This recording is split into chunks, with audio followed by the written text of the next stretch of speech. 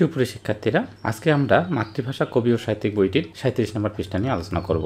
আজকে আলোচনার বিষয় প্রমোদ চৌধুরীর সাহিত্যকর্ম, অর্থাৎ যতগুলো তার সাহিত্যকর্ম রয়েছে আমরা সবগুলো বই নিয়ে আমরা আজকে আলোচনা করব। তবে প্রথমে আমরা আলোচনা করব প্রমোদ চৌধুরীর গদ্য গ্রন্থসমূহ। তবে এগুলো মুখস্থ করে নয়, আমরা চমৎকার একটি লাইনের মাধ্যমে শিখতে চাই। একটি মাত্র লাইন মনে রাখলেই আপনি এই গদ্য গ্রন্থসমূহ মনে রাখতে পারবেন। দেখুন তো কার ছবি এটা? এই ছবিটি হচ্ছে আমাদের বীরবল নানার ছবি। এই বীরবল নানা রাতে প্রবন্ধ লেখে। তাহলে খুব চমৎকার ভাবে আমরা লাইনটি সাজিয়েছি। তাহলে আমাদের বীরবল নানা কি করে? রাতে প্রবন্ধ লেখে। তাহলে কার ছবি? বীরবল নানার ছবি। এই বীরবল নানা কি করে? রাতে প্রবন্ধ লেখে। জাস্ট এই লাইনটা মনে রাখলে আপনি প্রবন্ধ সমূহ খুব সহজে মনে রাখতে পারবেন। তাহলে আমাদের শিক্ষা, আমাদের কি? বীরবল নানা। তাই বীরবলতে বীরবলের হালখাতা, বীরবল নানা। তাই নানাতে নানার চর্চা, আর নাতে নানার কথা। তাহলে আমাদের বীরবল নানা, আমাদেরতে আমাদের শিক্ষা, বীরবলতে বীরবলের হালখাতা, নানাতে নানার চর্চা, নানার কথা। আমাদের বীরবল নানা কি করে?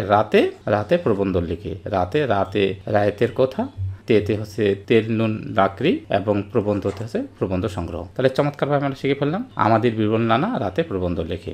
এবার আমরা প্রমোদ চৌধুরীর গল্প সমূহ মনে রাখবো একটি মাত্র লাইনের মাধ্যমে। দেখুন লাইনটি কি? নীল আচারের গল্প। এই নীল আচারের গল্প মনে রাখলেই আমরা চমৎকারভাবে প্রমোদ চৌধুরীর গল্পসমূহ মনে রাখতে পারবো। নীল আচারের গল্প।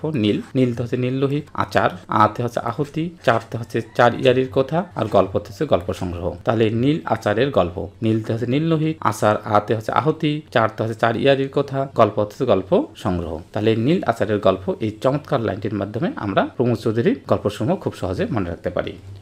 এবার আমরা প্রমোদ চৌধুরীর কাব্যগ্রন্থসমূহ মনে রাখবো শুধুমাত্র এই ছবিটির মাধ্যমে। এটা কার ছবি? সাপের ছবি। সাপ আমরা কি বলি? সর্প। তাহলে এই সর্পের মাধ্যমে আমরা চমৎকারভাবে কাব্যগ্রন্থসমূহ মনে রাখবো। তাহলে সর্প, সতে হচ্ছে সনেট 50 তাহলে সতে সনেট 50, আর পতে হচ্ছে পদচারণ। তাহলে আমরা চমৎকারভাবে মনে রাখলাম সর্পতে সতে হচ্ছে সনেট 50 এবং পতে হচ্ছে পদচারণ। তাহলে কাব্যগ্রন্থসমূহ আমরা সর্পের মাধ্যমে খুব সহজে মনে রাখতে পারি। আর এই চমৎকার কৌশলগুলো আমরা নিয়েছি মাতৃভাষা কবি ও সাহিত্যিক বইটি থেকে। একটি অসাধারণ বই, যে বিষয়গুলো আপনি মুখস্থ করেন সেই বিষয়গুলো এখানে ছবি এবং ছন্দের মাধ্যমে খুব সহজে মনে রাখতে পারবেন। বাংলাদেশের একটি ব্যতিক্রমধর্মী বই। আশা করি কঠিন বিষয়গুলো মুখস্থ না করে খুব অল্প সময়ের মধ্যে এই বইটিতে থেকে খুব সহজে মনে রাখতে পারবেন। বইটিতে 138 জন রাইটারের উপন্যাস, নাটক, প্রবন্ধ, জন্ম থেকে মৃত্যু পর্যন্ত সমস্ত কিছু এই বইটিতে দেওয়া রয়েছে। তাহলে আজকে পর্যন্তই। সবাইকে অসংখ্য ধন্যবাদ।